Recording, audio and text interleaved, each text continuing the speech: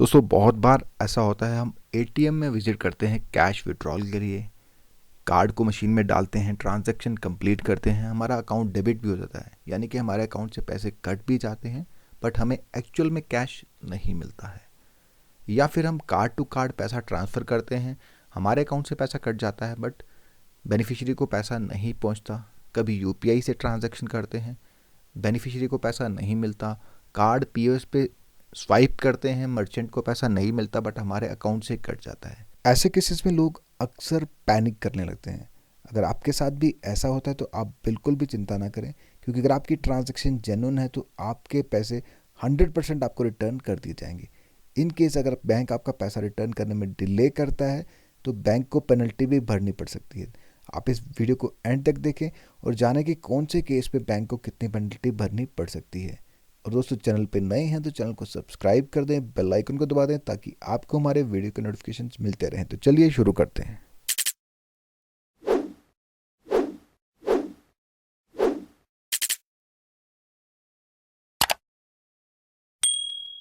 दोस्तों, अगर आप भी बैंकिंग सर्विसेज को यूज़ करते हैं तो डे टू डे लाइफ में आपको बहुत सारी प्रॉब्लम्स आती होंगी, like ATM fail transaction, card to card fail transfer, IMPS, UPI, Aadhaar based payments.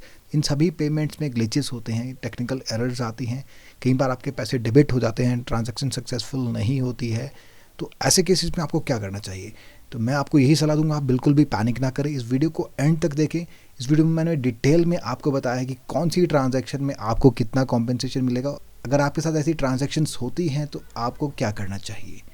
पहले बात करेंगे एटीएम मशीन की। अगर आप एटीएम यूज़ करने के हैं, किसी मशीन पे कार्ड यूज़ किया है, ट्रांजैक्शन हो गई है, आपका अकाउंट भी डेबिट हो गया बट कैश आपको नहीं मिला, तो वो एक तरह से अनसक्सेसफुल ट्रांजैक्शन है, बट आपका अकाउंट डेबिट हो गया है।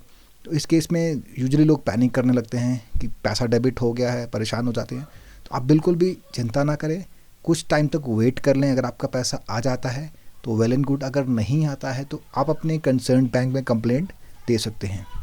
और हाँ, इसकी कंप्लेंट जो है अपने पेरेंट बैंक में ही दें, जिस बैंक का आप कार्ड यूज़ कर रहे हैं। बल्कि उस बैंक में ना जाएंगे जिस बैंक का आप एटीएम यूज़ कर रहे हैं, वो बैंक आपकी कंप्लेंट नहीं ले सकता।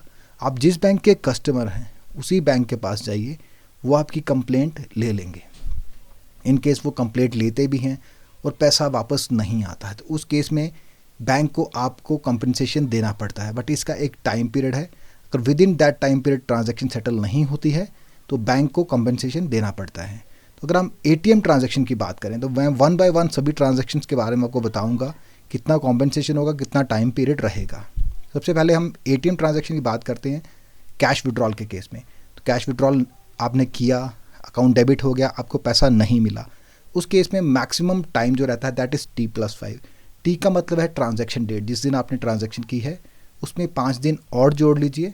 अगर 5 दिन तक सेटल नहीं होता है तो आपको जो है बैंक कॉम्पनसेशन देगा at the rate of ₹100 per day. तो जितने भी दिन डिले होगा, T+5 के बाद अगर 5 दिन डिले होगा तो ₹500 एक्स्ट्रा बैंक को आपको देना पड़ेगा। तो जितने भी दिन होंगे, एक तरह से इससे आपको फ़ायदा भी हो सकता है, बट आप इसको उस तरीके से ना लें। बट अगर डिले होता है कभी तो बैंक को आपको कंपनसेट करना पड़ेगा at the rate of ₹100 per day. तो पर डे के हिसाब से आप जोड़ लीजिए, T+5 के ऊपर जितने भी दिन होंगे उतने ₹100 आपको बैंक को देने पड़ेंगे। दूसरा है कार्ड टू कार्ड ट्रांसफ़र। अगर आप कार्ड टू कार्ड पैसा ट्रांसफ़र कर रहे हैं, कार्ड टू कार्ड कई लोग करते हैं, तो कई बार क्या होता है कि आपके अकाउंट से पैसे कट गए हैं बट बेनिफिशियरी को पैसा नहीं मिला है। तो उस केस में जो टाइम पीरियड रहता है that is maximum T+1 day. मतलब आज ट्रांजैक्शन हुई है, एक कल का दिन बैंक के पास है। अगर बैंक रिफंड कर देता है पैसा, वेल एंड गुड। अगर नहीं करता है तो डिले के लिए वही सेम पेनल्टी रहेगी, 100 पर डे। जितने भी दिन, अगर 5 दिन डिले होगा 500, 10 दिन डिले होगा ₹1000 beyond T+1 days. T+1 days के ऊपर जितने भी दिन होंगे उसके ऊपर उसको 100 पर डे के हिसाब से पेनल्टी देनी पड़ेगी।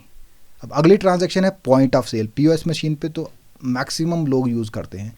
आप कभी पीओएस मशीन पे कैश विड्रॉ करवाते हैं या आप स्वाइप करते हैं कार्ड किसी मर्चेंट के पास, तो मर्चेंट को पैसा नहीं मिलता, आपका अकाउंट डेबिट हो जाता है, ट्रांजैक्शन सक्सेसफुल नहीं होती है, उस केस में भी जो टाइम रहेगा ऑटो रिवर्सल का that is T+5 days.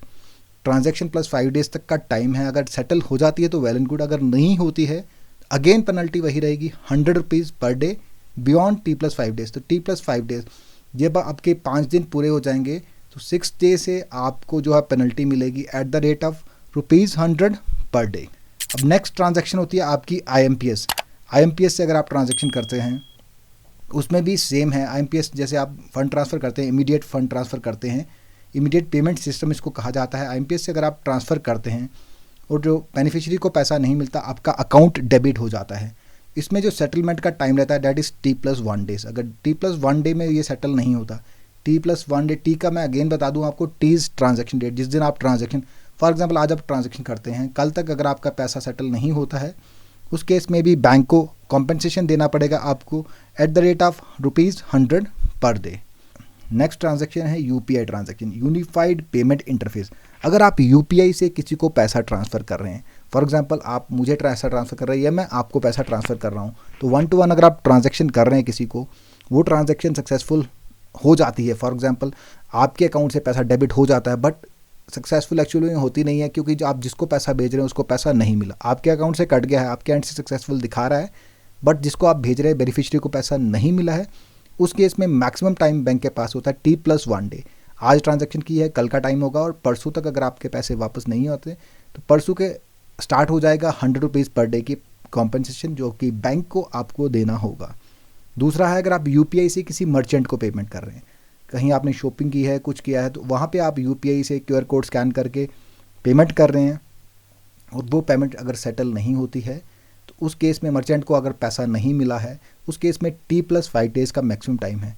Transaction date से लेके 5 दिन का मैक्सिमम टाइम है। 5 दिन में अगर ये ट्रांजैक्शन सेटल नहीं होगी तो नेक्स्ट डे से ₹100 की पेनल्टी लगेगी बैंक को, और वो आपको एज कॉम्पेंसेशन दिया जाएगा। नेक्स्ट है आधार एनेबल्ड पेमेंट सिस्टम।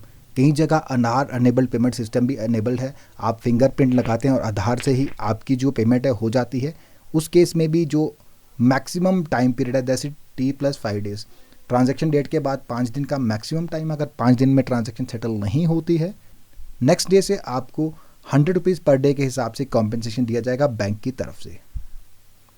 नेक्स्ट है नेशनल ऑटोमेटेड क्लियरिंग हाउस, जिसको हम NACH भी कहते हैं। कई बार हमने क्लियरिंग मैंडेट कहीं पे दिया होता है, तो आपका अकाउंट डेबिट हो गया है, बेनिफिशियरी को पैसा नहीं मिला है जिसने मैंडेट लगाया है, तो उस केस में T+1 डे का मैक्सिमम टाइम है। अगर T+1 डे में ट्रांजैक्शन सेटल नहीं होती है, 100 पर डे के हिसाब से बैंक को पेनल्टी लगेगी, वही आपको एज कंपेंसेशन दिया जाएगा।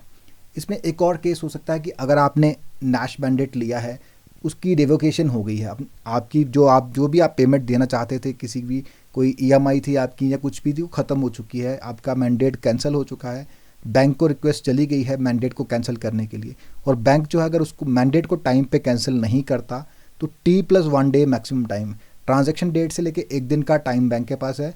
अगर आपका मैंडेट कैंसिल नहीं करता, मैंडेट कैंसिल रिवोकेशन के बाद भी आपके अकाउंट से पैसे कट जाते हैं, उसमें 1 दिन का टाइम बैंक के पास है ट्रांजैक्शन डेट से लेके। अगर बैंक उसको सेटल करता है ठीक है, नहीं तो अदरवाइज 100 पर डे के हिसाब से आपको कंपेंसेशन मिलेगा। तो दोस्तों ये थे पेमेंट के रिलेटेड कुछ मेजर इशू जो कि कस्टमर जो हैं, कंज्यूमर्स जो हैं डेली फेस करते हैं, जिनमें उनको मतलब काफ़ी प्रॉब्लम्स का सामना करना पड़ता है, पैसे डेबिट हो जाते हैं, लोग परेशान हो जाते हैं और असली में उनको समझ नहीं आता क्या करना है। कोई भी बैंक वाला आपको ये चीज़ें नहीं बताएगा कि आपको इस केस में कॉम्पेंसेशन भी मिल सकता है। यही फ़ायदा है आपको हमारे चैनल से जुड़ने का, हम आपको अंदर की ऐसी इन्फॉर्मेशन देते हैं जो कि आपको कहीं भी नहीं दी जाती। तो आप इस इन्फॉर्मेशन का लाभ उठाएं। नेक्स्ट टाइम कभी भी आपके साथ ऐसा होता है तो आप ज़रूर उसको कोट करें, आप उनको बताएं बैंक में जाके कि इस केस में हमें कॉम्पेंसेशन मिलना चाहिए। क्योंकि यूजुअली होता क्या है कि जो नॉर्मल प्रोसीजर है उसमें आपको कॉम्पेंसेशन की मांगनी नहीं है, ऑटोमेटिकली बैंक को पैसा रिटर्न करना, अगर लेट होता है तो ऑटोमेटिकली कॉम्पेंसेशन आपको देनी है। बट बैंक अगर आपको नहीं देता तो आप इस चीज़ को कोट कर सकते हैं, क्योंकि ये RBI की इंस्ट्रक्शन है और RBI की इंस्ट्रक्शन सभी बैंक्स को माननी पड़ती है। तो इन केस अगर आपके साथ ऐसा कुछ होता है या किसी आपके फ्रेंड या किसी नोन के साथ होता है, आप उनको बता दें और ये वीडियो को ज़्यादा से ज़्यादा शेयर करें, ताकि जो भी लोग रेगुलरली इन प्रॉब्लम्स को फेस कर रहे हैं उनको इससे थोड़ी बहुत निजात मिल सके। तो दोस्तों कैसा लगा आपको आज का ये वीडियो, कमेंट बॉक्स में कमेंट करके ज़रूर बताएं। अगर आपको वीडियो पसंद आए तो वीडियो को लाइक करें, चैनल को सब्सक्राइब करें। Thank you for watching.